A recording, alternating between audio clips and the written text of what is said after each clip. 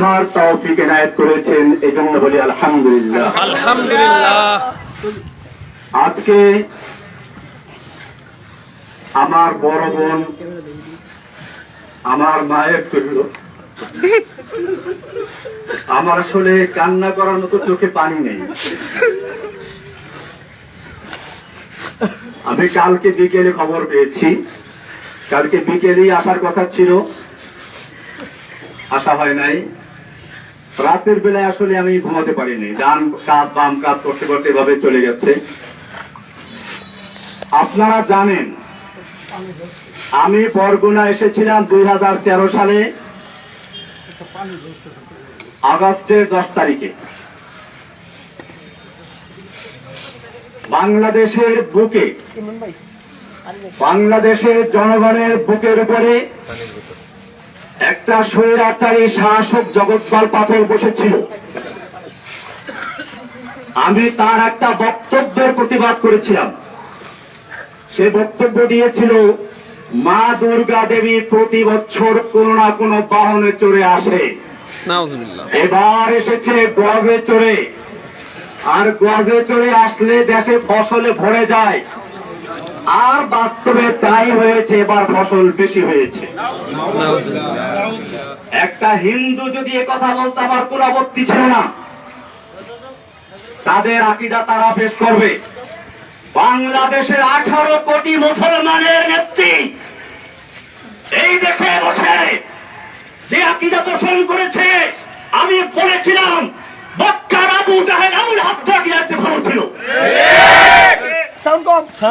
মক্কার আবু জাহেলরাও বিশ্বাস করত, কোরআনে স্পষ্ট বলেছে, ওয়ালাইন সালতাহুম মান খালাকাস সামাওয়াতি ওয়াল আরদ।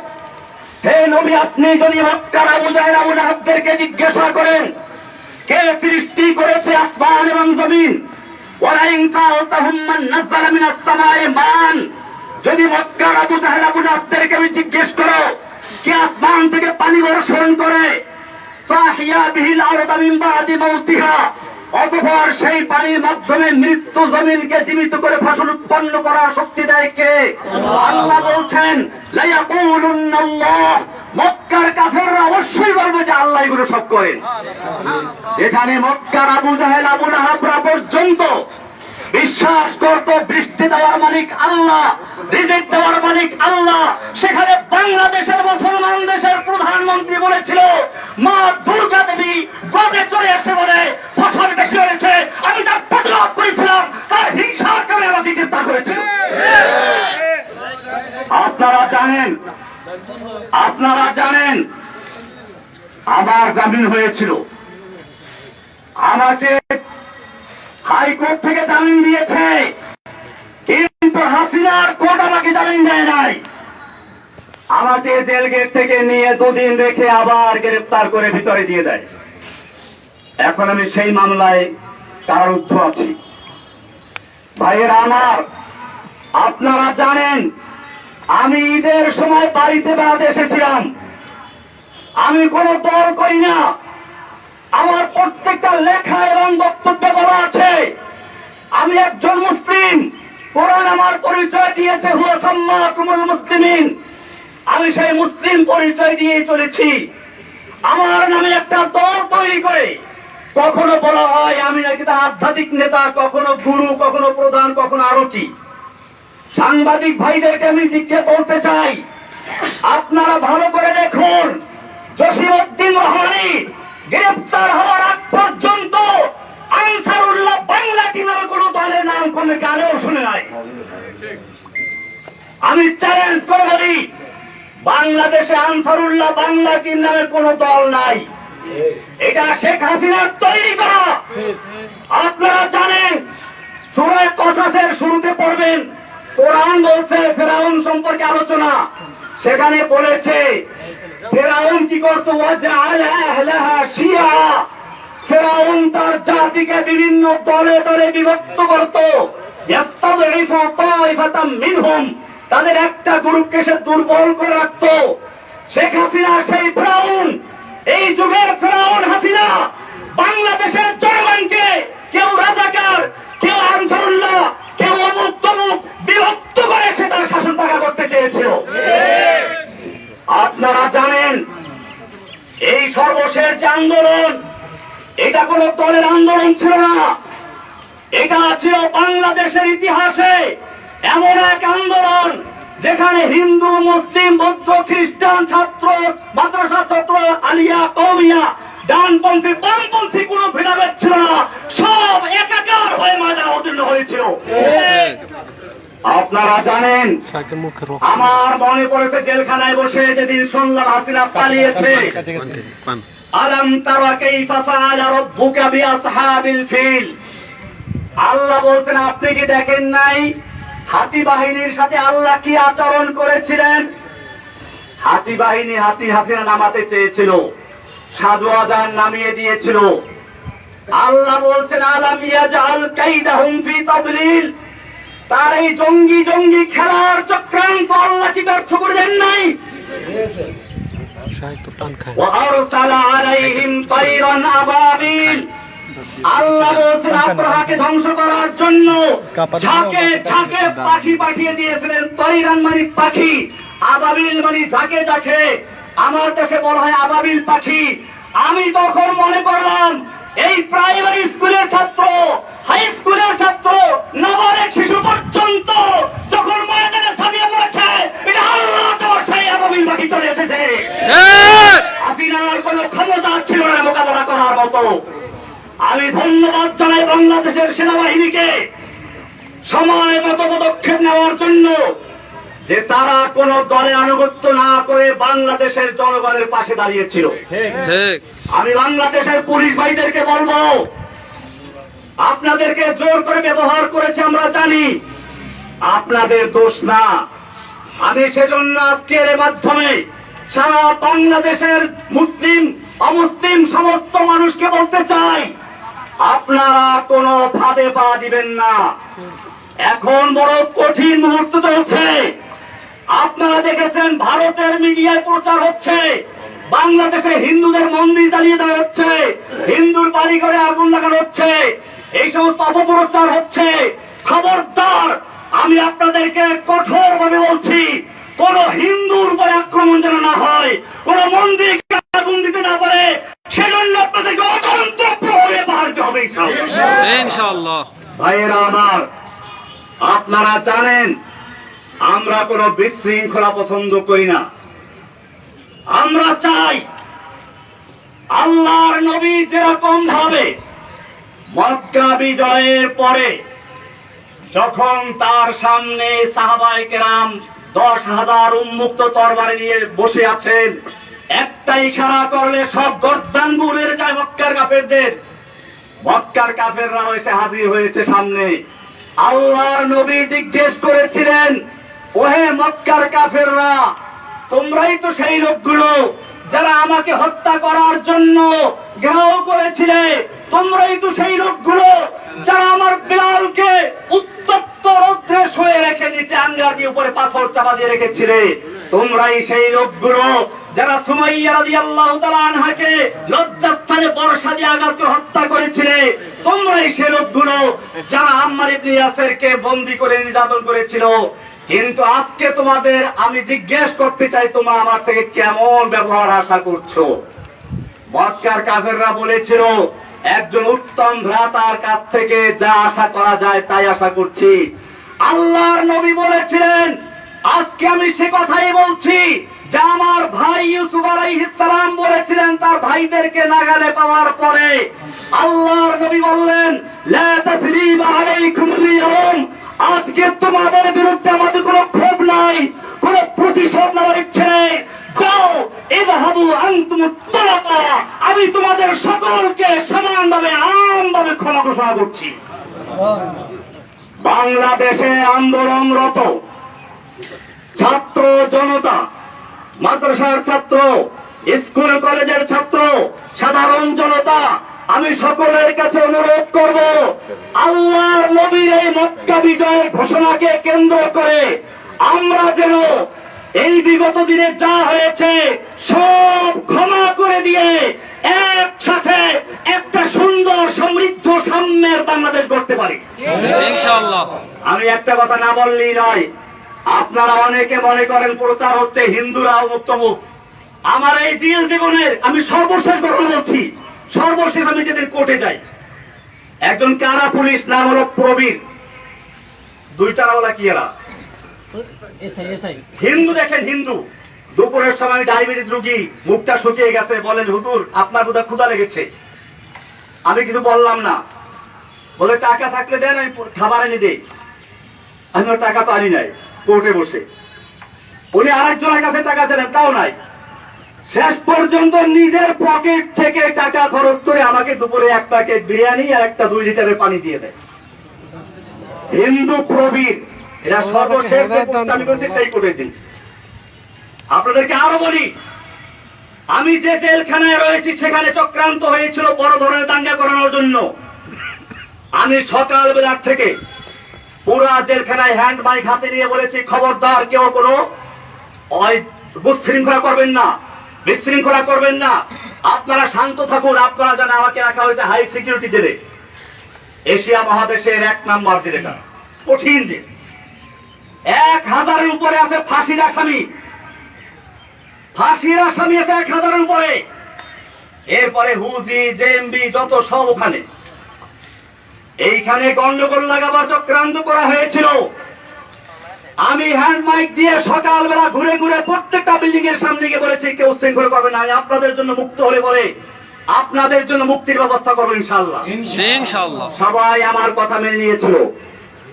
কিন্তু কে বা কারা উস্কানি দিয়ে কিছু কয়েদিদেরকে লেলিয়ে দিয়েছে এখানে আক্রমণ করার জন্য, বিশেষ করে আমি যে বিল্ডিং গেছিলাম সেখানে আক্রমণ করার জন্য। কারণ কি?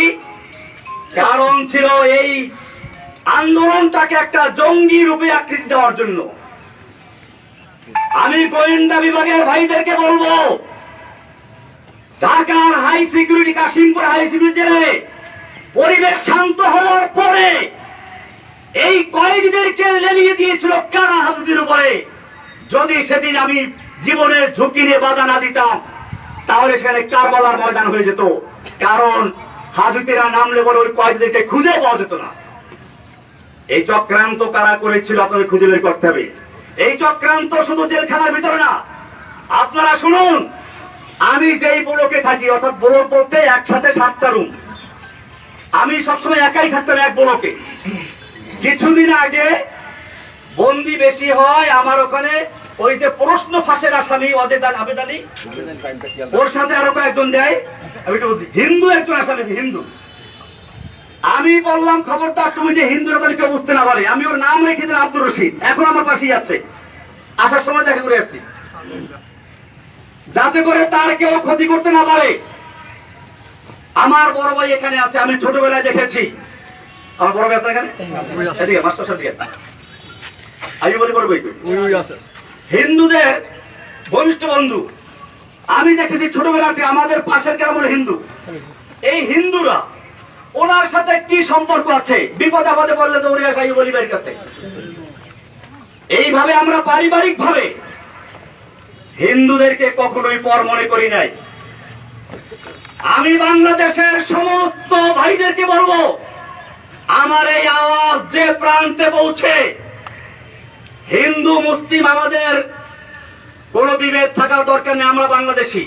আমি ইন্ডিয়াতে পড়াশোনা করেছি, দেওবন্দের উল্লেখযোগ্য ছাত্র। আমি দেওবন্দে পড়াশোনা করেছি। ইন্ডিয়াতে হিন্দুদের বিভিন্ন বাগানে গিয়ে ফল খেতাম। হিন্দু দাদারা আমাকে বলতো, খালো খালো ভাই, যেতে চাই খালো, লেলা নেই, যত চাও খেয়ে নাও, নিতে পারবা না। এরকম আমি সেই সংস্কৃতির শিক্ষাপ্রাপ্ত লোক। আমাকে হাসিনা সরকার তার ব্যক্তিগত আক্রোশের কারণে সারা বাংলাদেশে নয় সারা বিশ্বে আমাকে জঙ্গি বলে চিহ্নিত করে আগে করে প্রচার করেছে। আমি আপনাদেরকে, সাংবাদিক ভাইদেরকে বলতে চাই, বাংলাদেশে আমি যখন বরগুনা এসেছিলাম, গ্রেপ্তার বরগুনাতে হয়েছিলাম, আমি বরগুনার বড় মসজিদ, কেন্দ্রীয় মসজিদ সদরঘাট, এই সদরঘাট মসজিদের খতিব ছিলাম। শুক্রবার দিন, জুমার দিন, ঈদের মতো, লোকসভা মতো বরগুনার কোন লোকে বলতে পারবে আমি কোন জঙ্গি জঙ্গি কর্মকাণ্ডের সাথে জড়িত ছিলাম? তাহলে আমাকে কেন এই পরিচয় করানো হলো? কারা করিয়েছে? আল্লাহ তাআলা ছাড়ে না। ইন্না বাতশা রাব্বিকা লাশাদীদ। যে অহংকারী, যেই ফিরআউন, যেই দাজ্জাল কয়েকদিন আগেও বলেছিল হাসিনা পালায় না, সে ব্যক্তি পালিয়ে গেছে। এটা আল্লাহর দেওয়া শিক্ষা। আমি একটা কবিতা তৈরি করেছি, জাআল হাক্কু ওয়া যাহাকাল বাতিল ইন্নাল বাতিলা কানা যাহুকা। ফিরআউন আয়ে, হামান আয়ে, হাসিনা আয়ে, কাওয়া আয়ে, नानक आए, जालिम जाबिर सुल्तान आए, जितने जितने शैतान आए, सबको हुई रुसवाई हासिल। जाअल हक्कु व ज़ाक़ल बातिल इन्नल बातिला काना ज़हूक़ा। যুগে যুগে যত ফিরআউন দুনিয়ার আগমন করেছে, আল্লাহ একটু ঢিল দিয়ে দেখে কত দূর যেতে পারে। যখন তার যাওয়ার সীমানা অতিক্রম করে আল্লাহ এমন ভাবে ধরে, তখন তার পালিয়ে যাওয়ার জায়গা থাকে না। ইন্না বাতশা রাব্বিকা লাশাদীদ, নিশ্চয় আল্লাহর ধরা বড় কঠিন। ভাইয়েরা আমার, আমি অনেক কথা বলে ফেলেছি, আমার সর্বশেষ কথা এটাই, এই যে বিজয়টা হয়েছে, এই যে বাংলাদেশের স্বাধীনতা অর্জন হয়েছে নতুন করে, এই স্বাধীনতা অর্জনে যে সকল ছাত্র ভাইয়েরা, বিশেষ করে আবু সাইদ, সেই রংপুরের আবু সাইদ, যে ব্যক্তি নিজের বুকটাকে টান করে দিয়ে গুলির সামনে নিজেকে পেশ করে দিয়েছিল, আমার মনে পড়লো সেই ইংরেজ তারুর ইতিহাস। দারুল উলুম দেওবন্দের শাইখুল হাদিস হোসাইন আল-মাদানী রাহমাতুল্লাহি আলাইহি একবার ইংরেজের বিরুদ্ধে আন্দোলনে এক ময়দানে ভাষণ দেওয়ার কথা ছিল। দিল্লি লাল কেল্লার সামনে ইংরেজ সরকার ঘোষণা করেছিল দেখা মাত্র গুলি করতে হবে। মাওলানা মাদানী রাহমাতুল্লাহি আলাইহি সেই ইংরেজদের সামনে গিয়ে হাজির হয়ে বলেছিলেন, मैंने सुना है कि ये सफेद कुत्तों ने ऐलान कर दिया है कि जो उनके खिलाफ नारा लगाएगा उनको गुली कर दिया जाएगा, करो गुली। যে আমি শুনেছি এই সাদা কুকুরের দল ঘোষণা করেছে যে ব্যক্তি এখানে বক্তব্য রাখবে তাকে গুলি করা হবে। আমি মাদানী হাজির হয়েছি, করো গুলি। এই বলে যখন তিনি ধিক্কার দিয়েছিলেন, সমস্ত পুলিশের হাতের রাইফেল গুলো ঝরঝর করে পড়ে গিয়েছিল। সেই ইতিহাস আবার একবার পুনরুজ্জীবিত করল আবু সাইদ, ফারহান ফাইয়াজ, এরকম আরো কত তাহমিদ, আরো কত ছেলেরা। আমি সেই ছেলেদেরকে আপনাদেরকে বলি, সেই আবরার নাম বললেন না, আবরার ফাহাদ, আমি বলতে এখন আরো ভয় নাই, আগে ভয় পেতাম। আবরার ফাহাদের হত্যাকারী যারা, ওরা আমার পাশে একবার ছিল, এখন তাদের 5টা ছেলে পুরো কোরআনে হাফেজ হয়েছে। আপনি দেখলে বুঝবেন না যে তারা বইটের ছাত্র, তারা এখন মাদ্রাসার ছাত্র। আমি নিজেই কয়েকদিন বাকি দেখছি একজনকে দেখা করতে আসছে। আমার ভাইয়েরা, এদেশের সন্তানদের দোষ না, পুলিশের দোষ না, আওয়ামী লীগ যুবলীগ ওই ছেলেদের দোষ না, দোষ হচ্ছে কিছু লিডারদের, কিছু নেতা নেত্রীর, যারা এদেশের যুবকদেরকে, এদেশের পুলিশদেরকে, এদেশের সৈন্যদেরকে নিজেদের স্বার্থে ব্যবহার করতে বাধ্য করে। আমি আমার বাংলাদেশের তরুণ ভাইদেরকে বলবো, তোমরা জীবন দিতে শিখেছ, ইনশাআল্লাহ যে জাতি জীবন দিতে শিখে সেই জাতিকে কেউ দামিয়ে রাখতে পারে না। সব গরিজা হো গিয়া আখির, সব গরিজা হো গিয়া আখির, জলওয়ায়ে খুরশিদ সে ই চমন মামুর হোগা নগমায়ে তাওহীদ সে। রাতের আধার কেটে যাবে পূর্ণিমার চাঁদের আলোকের ঝলকানিতে, এই জমিন আবার আবাদ হবে তাওহীদের আওয়াজে ইনশাআল্লাহ। ভাইয়েরা আমার, আমি আপনাদের কাছে দোয়া চাই, আল্লাহ যেন আমাকে এবং আমার সঙ্গে আরো যে ভাইয়েরা আছে সকল ভাইদের মুক্তি আল্লাহ তাআলা ত্বরান্বিত করেন, জোরে বলেন আমিন। আমরা জানাজা এসেছি আমার বড় বোনের মৃত্যু। আমার এই বড় বোন মূলত মায়ের মতোই, মায়ের আদর স্নেহ দিয়ে তিনি আমাদেরকে লালন পালন করেছেন। আমার এই বড় ভাইরা দুজন আছেন, আপনারা জানেন এই দুই ভাই কৃষক, কিন্তু এই ভাই একজন আর্জন করে খলিল ভাই করে, আর ইনি হলেন Abdul Jalil master, BSc BEd MA pass. আমার ছোট ভাইটা ছিল আবুল বাশার, সেমে পাস করা ছিল, কলেজে প্রফেসর ছিল। আমাদের এই সব ভাইগুলোকে ঈদের সময় আমরা একত্রে ছিলাম, আমাদের ভাই বোন আমরা সবাই অত্যন্ত আপন। আমাদের মধ্যে কোন কোন রকমের কোন একটু মনোমানিত নাই। ঈদের সময় আমরা সবাই হাজির ছিলাম, আমাদের মেয়ে জামাইগুলো, আমাদের ভাইগুলো, ভাতিজাগুলো। আজকে কয়েকটা ভাতিজা এখন চিনতেও পারিনি আমি, কারণ ওরা ছোট ছোট অবস্থা জেলে ঢুকেছিল। এই লোকগুলোকে জঙ্গি বানিয়ে দিল। এরপরে শুনলাম কি হয়েছে, ওই যে পুলিশ বাবুল আক্তার, সে তার বউকে নিজে খুন করলো। সে বললো কি যে আমি জঙ্গি আঙ্গি করতাম, সেজন্য আমার উপরে জঙ্গি আক্রমণ করছে। এরপরে সারা বাংলাদেশে গ্রেফতার করলো। আবার সেই সময় আমার এই কৃষক দুই ভাইকে ক্ষেতের থেকে ধরে গ্রেফতার করলো। আমার এই ভাই জলিল মাস্টার বরগুনার একজন নাম করা হেড মাস্টার, আজকে কত 11 বছর পর্যন্ত মামলার কোন বিচার নাই। মামলার বিচার করবে কি? এই মামলা তো হাসিনার নির্দেশে হয়েছে, এই মামলার কোন এভিডেন্স নাই। সেজন্য মামলা জায়গা রয়ে গেছে, আজ পর্যন্ত বিচার শুরুই হয় নাই। আমি আপনাদেরকে কথা বলে এই জন্য বললাম, আপনারা বরগুনার মানুষ, হয়তো আপনারাও মিডিয়ার কারণে, অপপ্রচারের কারণে বিশ্বাস করতে পারেন, মনে করতে পারেন কিনা যেন আছে। আসলে আমার এই ভাইগুলোকে আপনারা চিনেন। আমার ছোট ভাই ওই সময় বাড়ি ছিল না, সে বরিশাল কলেজে প্রফেসর ছিল। তাকে গুম করা হলো, 6 মাস পর্যন্ত নির্যাতন করা হলো।